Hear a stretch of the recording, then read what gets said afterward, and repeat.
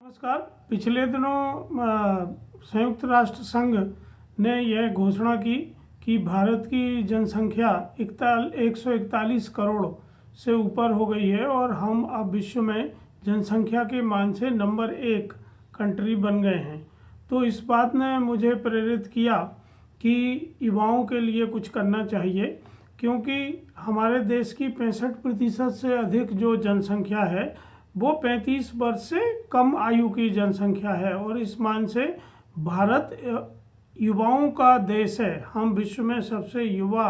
देश की श्रेणी में भी आते हैं। दूसरी ओर भारतीय अर्थव्यवस्था कृषि आधारित है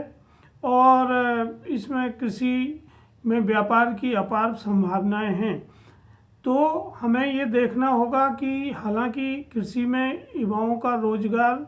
में रुचि कम होती जा रही है, इसलिए इस क्षेत्र में युवाओं को शामिल करना और बनाए रखना भविष्य में बहुत आवश्यक है, ताकि राष्ट्र की खाद्य सुरक्षा को सुनिश्चित किया जा सके। दूसरे कि युवा कृषि में उद्यमी बने, स्वरोजगार चुने और जो निजी और सार्वजनिक क्षेत्र और सरकारी क्षेत्र रोजगार के अवसर युवाओं को पैदा कर रहे हैं, उसकी जानकारी भी इन युवाओं को होना चाहिए। क्योंकि जब संपूर्ण सेक्टर की जानकारी नहीं होती है तो लोग खेती को पिछड़ा हुआ और कम आकर्षक क्षेत्र मानते हैं। ज़्यादातर हमारे जो युवक हैं वो कृषि को एक अच्छा विकल्प नहीं मानते हैं। वे इंजीनियरिंग, मेडिसिन और MBA जैसे पोस्ट ग्रेजुएट और ग्रेजुएट डिग्रियां पसंद करते हैं और वो समझते हैं कि कृषि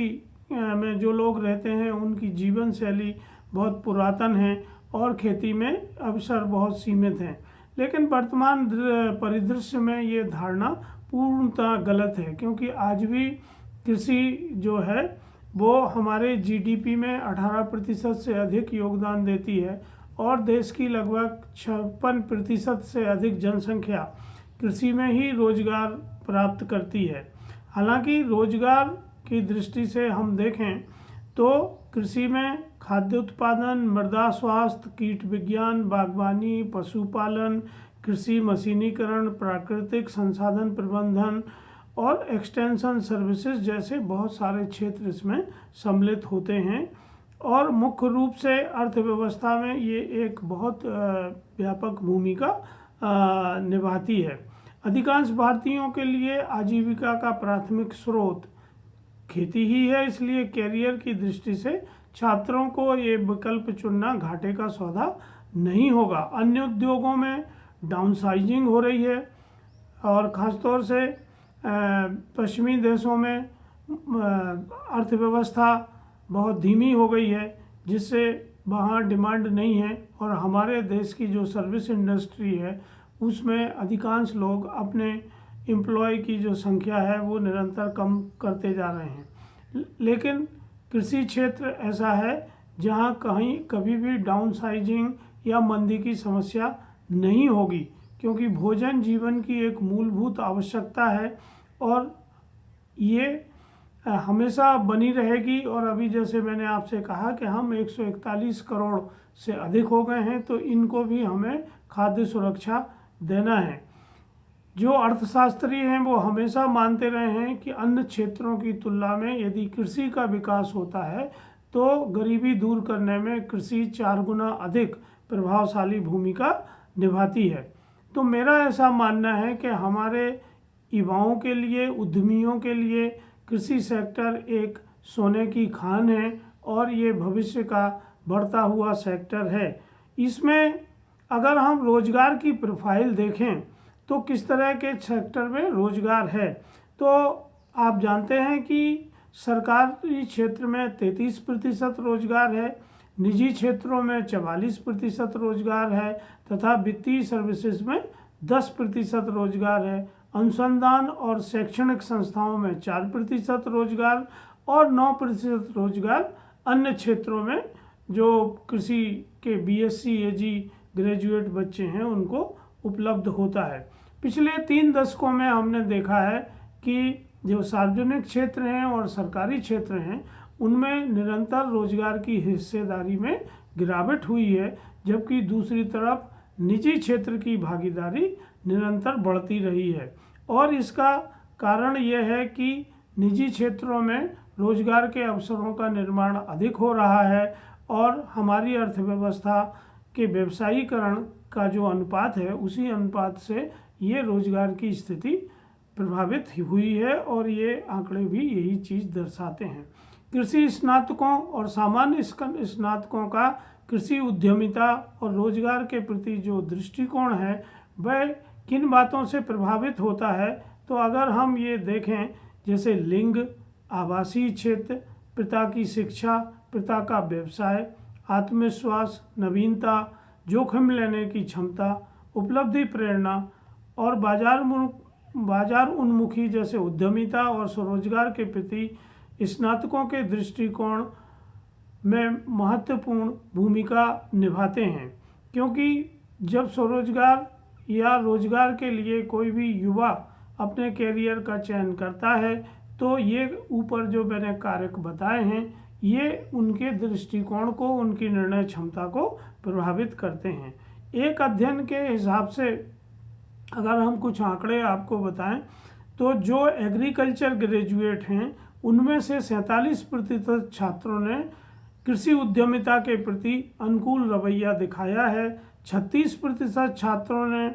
मध्यम अनुकूल रवैया दिखाया है और 17% छात्रों ने कृषि उद्यमिता और रोजगार के प्रति कम अनुकूल रवैया अपनाया है। जबकि दूसरी तरफ जो नॉन एग्रीकल्चर ग्रेजुएट हैं उनमें 46% लोगों में उद्यमिता के प्रति कम अनुकूल रवैया दिखाया है और 42% छात्रों ने उद्यमिता और स्वरोजगार के प्रति मध्यम अनुकूल रवैया दिखाया है। इससे ये स्पष्ट है कि जो कृषि स्नातक बच्चे हैं वो कृषि में अच्छे उद्यमी बन सकते हैं, स्वरोजगार पा सकते हैं। कृषि, बागवानी आदि के क्षेत्र में कई सफलता की कहानियां ऐसी हैं जहां बीएससी ग्रेजुएट बच्चों ने बहुत अच्छा काम किया है। हमारे यहाँ आईसीएआर द्वारा अंडर ग्रेजुएट पाठ्यक्रम शुरू किया है जिसमें स्टूडेंट्स रेडी प्रोग्राम उन्हें स्वरोजगार तलाश करने और उद्यमी बनाने के लिए भी प्रेरित किया जा रहा है। रोजगार दिलाने के लिए मदद करने में अनेक एग्ज़ाम कंडक्ट किए जाते हैं और तरह तरह की योजनाएं भारत सरकार और राज्य सरकारों द्वारा चलाई जाती हैं। इसी तरह जो लोग बीएससी एजी करने के बाद अपने स्टार्टअप एग्रीकल्चर में करना चाहते हैं, एफपीओज के साथ काम करना चाहते हैं या पोस्ट हार्वेस्ट तकनीकी में अधोसंरचना विकास पे अपना उद्यम शुरू करना चाहते हैं